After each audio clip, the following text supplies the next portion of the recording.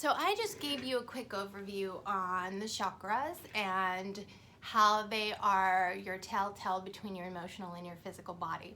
I'm going to get into a different layer here.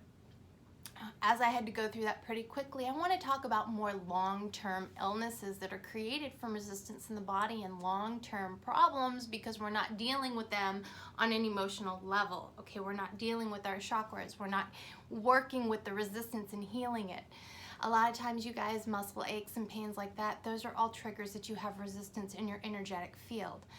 Why do you think people can meditate for so long? They've got that energy of flow. Buddhists can sit there and meditate time after time after time, and they think, how can they sit in that position so long? Well, because their emotional body has no resistance that their physical body is carrying. So how people can sit still for so long and their body not speaking to them is because they are emotionally healthy and their physical and spiritual body, emotional body are in alignment. So paying attention to those aches and pains. Yes, some of them are wear and tear. Some of them are, how much you hustle. Some of them, again, can be illnesses from the flu. But in reality, if your vibration's high, if you're eating properly, if you're exercising, if you're doing your spiritual work or you're doing your connectivity to your feminine energy, then you have higher chances of blocking off illnesses. When we tend to get illnesses is whenever our vibrations are low. We could be having emotional stress. We could be having turmoil in our lives. There could be stress at work. There could be stress around us that we're picking up on. All of those things are creating resistance in the body. So when you start to notice that you're getting sick or that your body is drained, you need to listen to that because it's warning you that you're going to be sick, okay? Your body is telling you you need to rest. And if you do not do those things to help bring your vibration back up, it's going to hit you pretty hard. Okay, so I got really sick not so long ago. I was around sickness, working day after day on sick people. I kept thinking, I'm not going to get it, I'm not going to get it, I'm not going to get it. And then something emotional happened and I was drained and I was tired, and guess what? I got it. So had I been able to stay in alignment, I probably would have not gotten sick. So again, eating a good diet, eating healthy, exercising, releasing that resistance, because when we start to feel tension in the body, in our shoulders, okay, this is about being overwhelmed. This is about carrying burdens, okay? When we've got shoulder pain and we're feeling very heavy, or we're wearing our shoulders up here, that's telling us that we need to drop we need to drop some energy. We need to drop that overload of feeling overwhelmed. So paying attention to your shoulders, your back, and your neck. Okay, so in the neck, we're talking about, hold on one second, I just got stuck.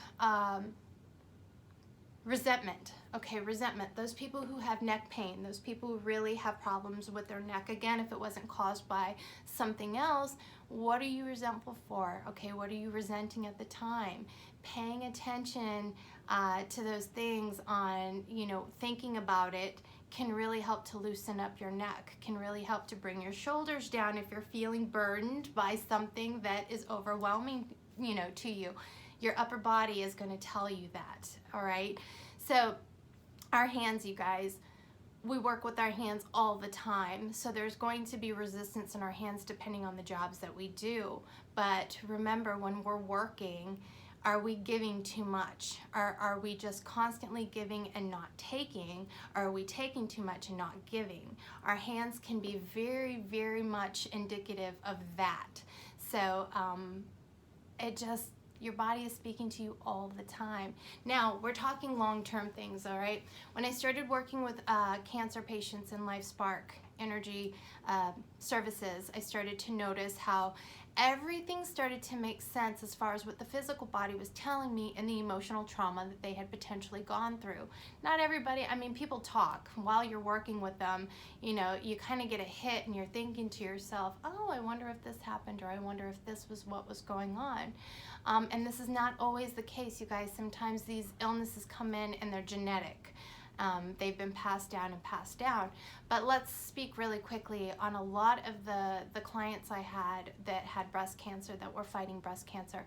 Some way or another had an issue with nurturing, not being nurtured, being a mother, not being mothered properly, some kind of tension in that area, growing up without a mother, those things really, really present in breast cancer. All right, and again, it's not every case, but I started to see a pattern with that. And the same with ovarian cancer. The ovaries are very indicative of nurturing the feminine energy. You know, this is where we carry our children. This is, you know, the reproductive system. So if there's any kind of resistance when it comes to that, we're gonna feel it in those areas, okay? So I'm trying to think what else.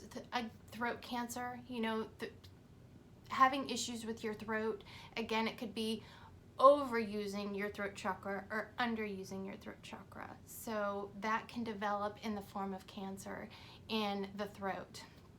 And then when we're talking about brain cancer, which has been a really, really popular cancer lately, I've noticed, overthinkers, very analytical people, people who are in their head all the time. Again, it's not always the case, but more often than not, that has been a pattern. That has been a consistency in what I've been evaluating as I've been going through my journey, is your emotional and physical body. Now, when we're talking emotional body and thinking, how are you thinking? You know, if you're very fine-tuned and very, very analytical and you pick things, you're really using your brain in a very, very strong way. So that can tire your brain out. You need to give your brain a rest. And if you're not doing that, that can come in the form of cancer or other kinds of illnesses, neurological illnesses that are going to force you to take a break from thinking, from being too over-analytical. Again, when we're talking migraines, that is your hit to you need to rest your thoughts, you need to rest your brain, and we don't always know that. So whenever we start feeling those things coming on, pay attention to what your body is telling you. Listen to your body, you guys. There's so many illnesses that people are going through right now, so many cancers that people are going through that tend to move quickly, because if you think about your brain, you think about the way you think, and you have cancer in the brain, the first thing you're going to want to do is think of how to get rid of it. You know, you're going to go into super hyperdrive when it comes to that chakra.